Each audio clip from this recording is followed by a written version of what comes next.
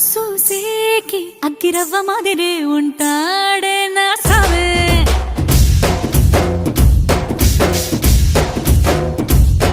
మెత్తాని పత్తి పువ్వుల మరే సంటో